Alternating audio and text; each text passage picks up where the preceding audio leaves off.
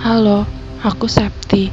Di video kali ini, aku mau nge-recap film yang berjudul The Age of Blood. Film ini disutradarai oleh Hong Seung Kim, berdurasi 1 jam 42 menit. The Age of Blood menceritakan upaya pengawal kerajaan untuk melindungi rajanya dari pemberontakan.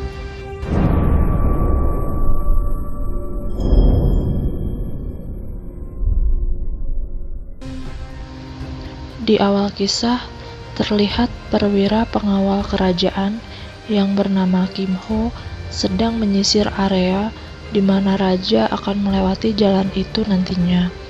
Namun mereka dihadang oleh pemberontak yang menyamar sebagai pedagang.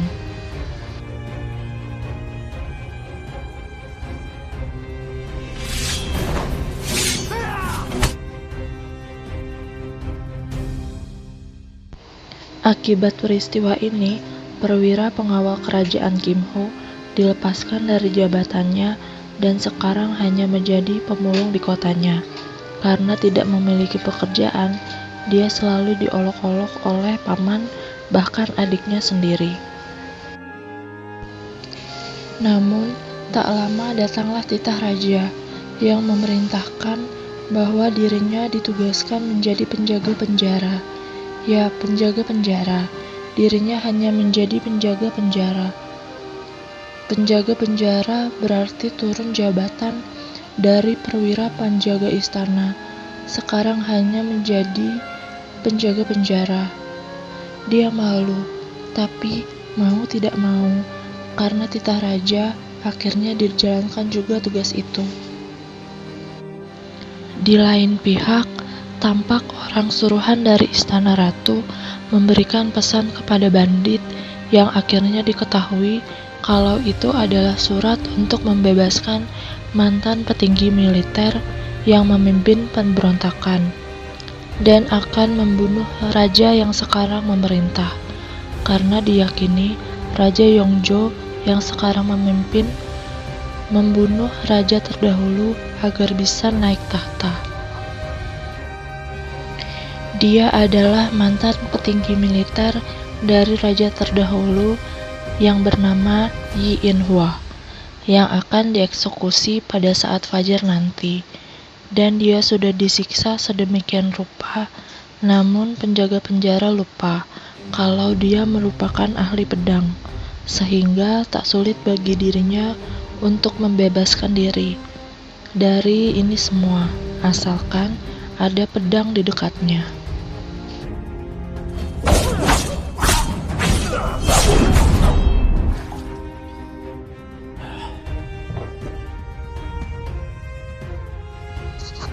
Yang ditunggu akhirnya datang juga, para pengkhianat yang bersekongkol untuk membebaskan Yi In-hwa. Namun seperti sudah ada yang merencanakan dengan matang, karena ini juga hari pertama mantan pengawal kerajaan Kim Ho berjaga di dalam penjara. Semua tahanan dihancurkan oleh para pengkhianat.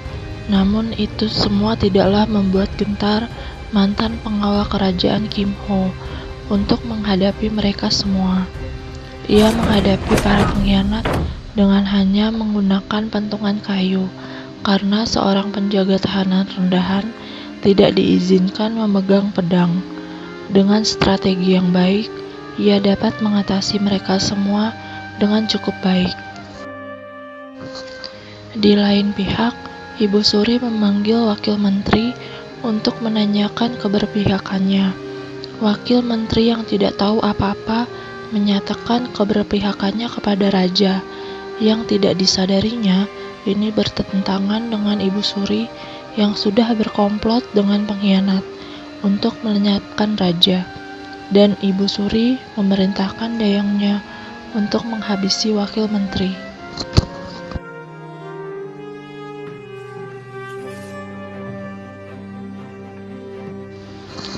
Di penjara, kelima pengkhianat berhasil menerobos masuk dan membebaskan Yi In-hwa. Mereka adalah 김상식, 달인 유일은 허영청 최고의 고수 중군장 완철.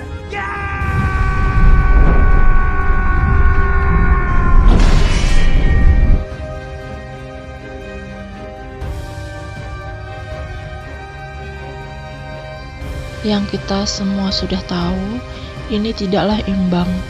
Dengan mudah mereka semua mengalahkannya. Dan karena kekeras kepalaannya atau kesetiaannya terhadap raja, ia kehilangan pamannya dalam pertarungan ini.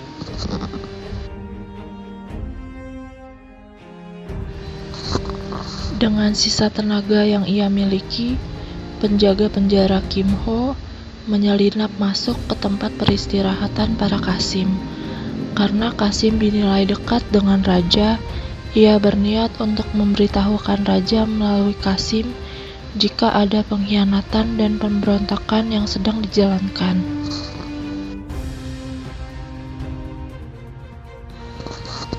Yang tidak ia sadari adalah para Qasim juga memihak kepada para pemberontak.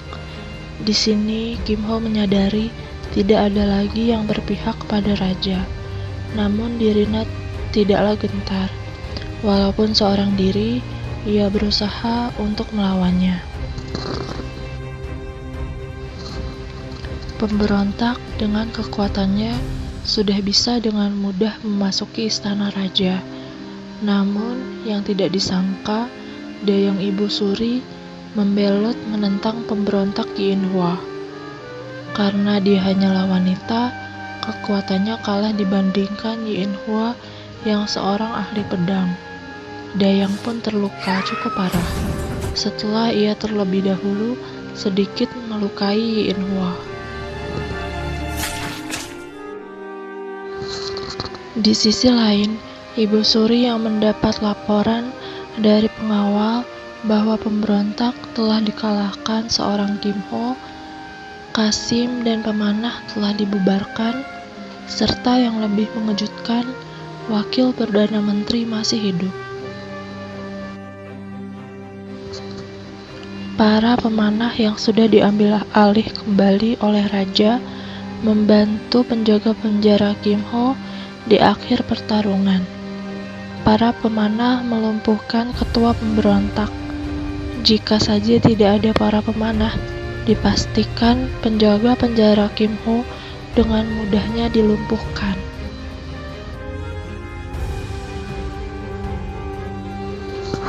Pengkhianat kerajaan Yi In-hwa menemui raja di istana utama.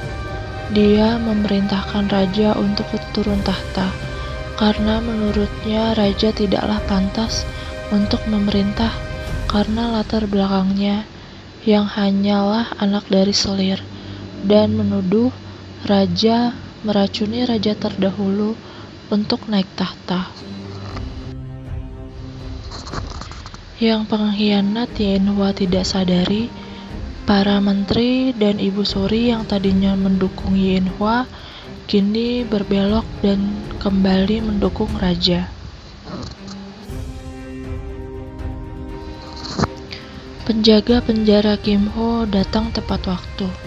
Di saat pengkhianat Yi In-hwa akan menghunuskan pedangnya kepada raja, dapat dicegah oleh Kim Ho. Dan pengkhianat Yi In-hwa pun mati di tangan raja.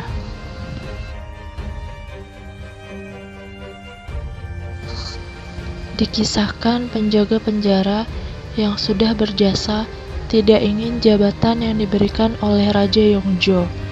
Ia lebih memilih menjadi rakyat jelata. Namun, raja memberikan gelar ahli pedang kepadanya.